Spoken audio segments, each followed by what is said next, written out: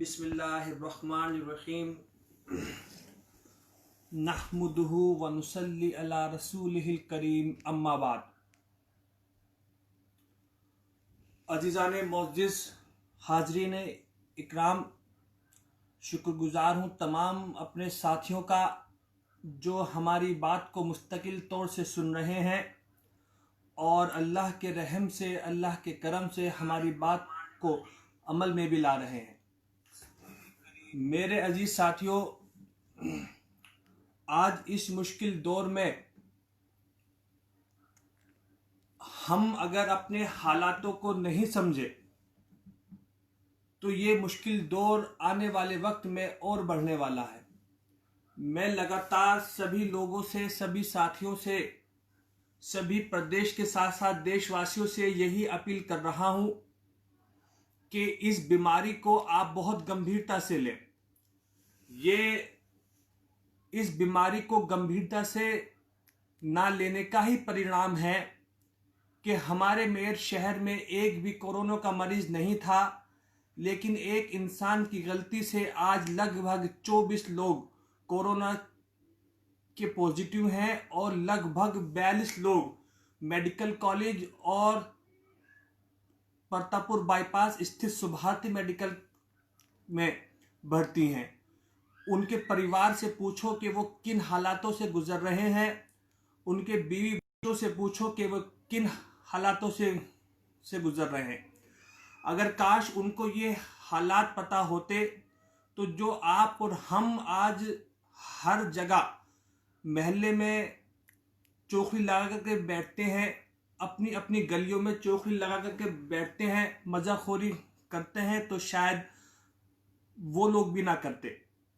इसलिए मेरे अजीज साथियों, सभी लोगों से दरख्वास्त है कि सब लोग जल्द से जल्द जुड़ जाएं, अपनी बात को बोलना है, क्योंकि जो हालात आज मीडिया ने पूरे देश के साथ साथ पूरी दुनिया में पैदा कर दिए हैं। एक मुकम्मल जमात जो हमेशा से अपने आदर्शों पे चलती आई है, हमेशा से डिसिप्लिन के लिए जानी जाती है, आज उस जमात को उस कटघरे में लाके खड़ा इस मीडिया ने कर दिया है कि जैसा लगता है कि इस बीमारी के पीछे जो हाथ है वो इस जमात का है।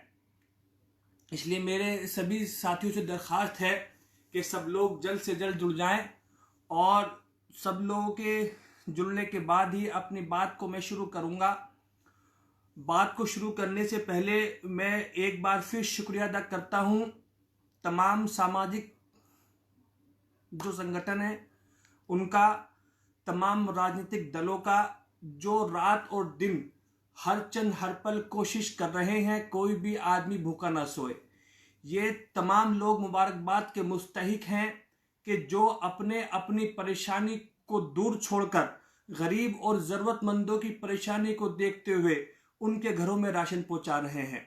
हमारे शहर के तमाम मोअज़्ज़िज़ हज़रात, चाहे वो पूर्व MP हो, पूर्व मंत्री हो, उनका भी मैं तहे दिल से शुक्रिया अदा करना चाहता हूं कि वो लोग भी बड़ी मजबूती के साथ में आवाम की मदद को अंजाम दे रहे हैं। वो लोग भी बहुत बहुत ज़्यादा मुबारकबाद के मुस्तहिक हैं। इसके साथ मैं बहुत ज़्यादा शुक्रिया अदा भी करना चाहता हूं पुलिस प्रशासन का कि जो हर चंद हर पल हमारी मदद के लिए खड़े हुए हैं और इस परेशानी के वक्त में अपने बीवी बच्चों को छोड़कर हमारी हिफाजत में लगे हुए हैं। मैं उनको सलाम करता हूं, उनके जज्बे को, उनकी मेहनत को, उनकी कुर्बानी को, कि वो अपने बीवी बच्चों को भूलकर अपने लिए, हमारे लिए, इस देश के लिए अपनी जान जोखिम में डाले हुए पड़े हैं।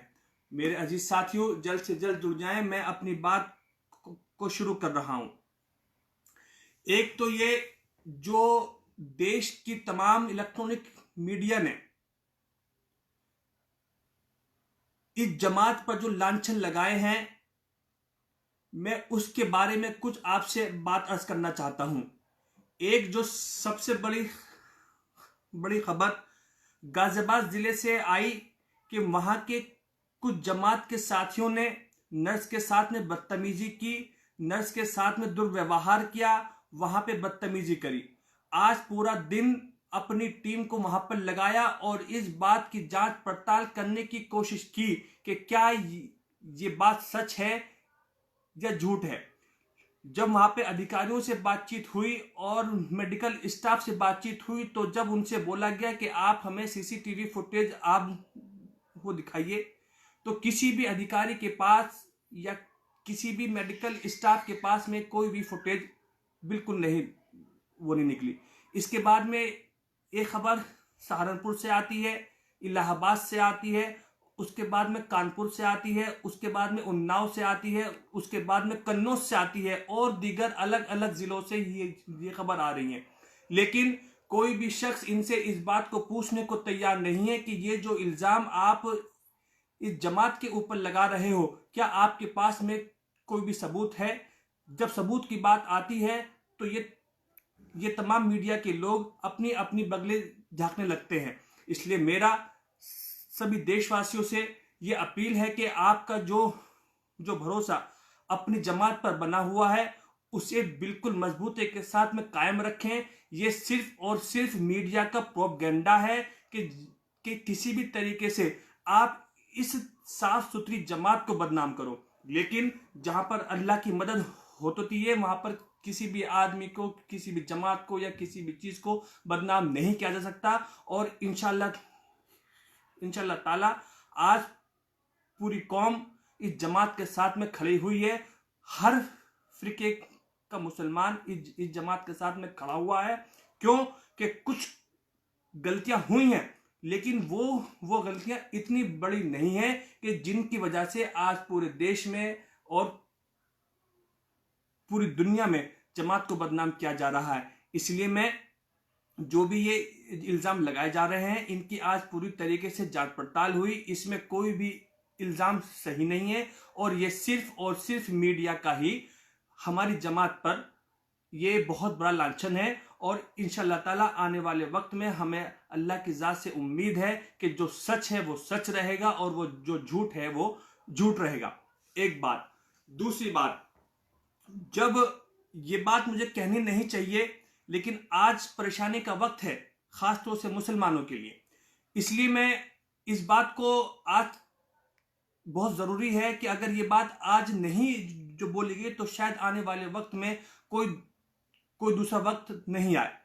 चाहे समाजवादी पार्टी हो, बसपा पार्टी हो, चाहे लोकदल हो और चाहे आपकी नेशनल कांग्रेस हो, जब वोटों की बात आती है तो ये चारों पांचों पार्टियां, हर पार्टी ये चाहती है कि जो भी मुसलमान वोट हैं वो हमें जो मिल जाएं। लेकिन मैं अपने पूरी अहले आवाम से ये सवाल करना चाहता हूं कि आज इस मुश्किल दौर में कि जब हमारे साथ कोई भी पार्टी खड़ी हुई नहीं है, हमारे जो अहम मुद्दे हैं उसमें ये कोई सी भी पार्टी बोलने को बिल्कुल भी तैयार नहीं है। चाहे वो सीएए का जो मामला हो और एनआरसी का जो मामला हो, उसमें ये कोई सी भी पॉलिटिकल पार्टी बिल्कुल नहीं बोली।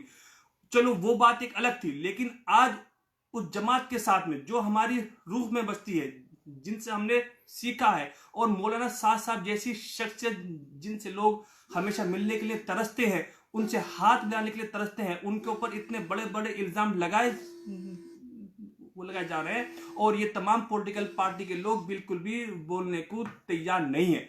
लेकिन इस देश के अंदर सिर्फ भाई चंद्रशेखर को छोड़ने तो कोई भी पॉलिटिकल पार्टी का नेता जो मुसलमानों की वोट को चाहता है और ये मुसलमानों से उम्मीद करता है कि जब चुनाव का वक्त आए तो मुझे वोट मिले, आज कोई भी बोलने को तैयार नहीं है। एक बड़ी पुरानी एक बात है कि अगर किसी आदमी की हमदर्दी देखनी हो तो जब परेशानी का वक्त हो तब उसको आजमाया जाए कि ये हमारे साथ है या नहीं। अब ये सवाल मैं आपके तरफ फेंकना चाहता हूं, आप खुद महसूस करो। मेरी बात पे बिल्कुल भी यकीन आप वो ना करें और महसूस करें कि इस परेशानी के वक्त में कौन सा दल हमारे साथ में खड़ा हुआ है। अब एक साल बाद जब वोटों की बात आएगी तो हर पार्टी ये हमसे उम्मीद करेगी कि हम उस पॉलिटिकल पार्टी को वोट दे दें। लेकिन ए मेरी कौम के गयूर मुसलमानों, अब आपको जागना पड़ेगा। और अब वोट उसको हमें देनी पड़ेगी जो हमारा साथ देने के लिए हर मुश्किल वक्त में साथ खड़ा हुआ है। और इस दौर में भाई आजाद के अलावा, चंद्रशेखर आजाद के अलावा कोई दूसरा नेता पूरे देश में सेक्युलर नहीं है जो हमारी आवाज को पूरी मजबूती से उठा सकता है। दो बात। तीसरी बात ये, कल मैंने बयान पढ़ा राज ठाकरे का, उनकी वीडियो भी देखी। आज मैंने जो महाराष्ट्र में अपनी टीम के लोगों से बातचीत की और मैं ये चाहता हूं कि जो लोग मेरी आवाज को सुन रहे हैं वो ज्यादा से ज्यादा इस बात को शेयर कर दें।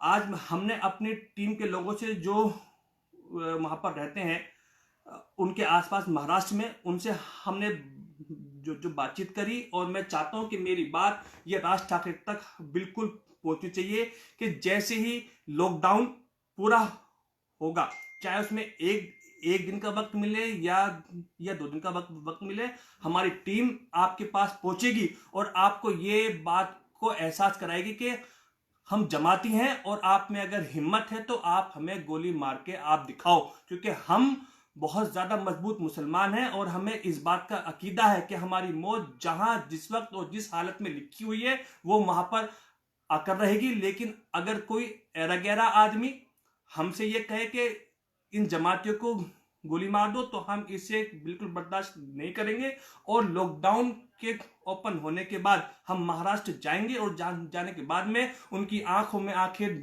डाल के इस बात को बोलेंगे कि लो हम आगे, आप में हिम्मत है तो आप हमें गोली मार के आप दिखाओ। बहुत बहुत शुक्रिया। व आखिर दावा अल्हम्दुलिल्लाहि रब्बिल आलमीन।